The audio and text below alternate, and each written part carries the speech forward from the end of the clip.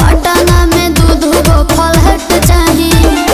अरे करे जा, तू जतना खर्चा करेबू हम उतना खर्चा करब। ओकरा खातिर हम भागल ना हई।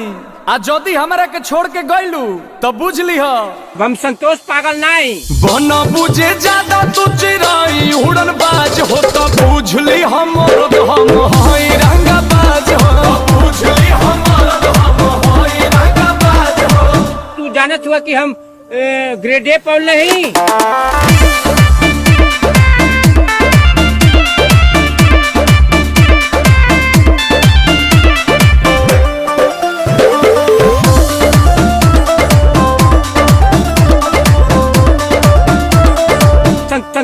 संतोष पागल नहीं। पहला बच्चर हीरो जाना के खर्चा जितना हमसे करही बेरे तोरा से बेसी हम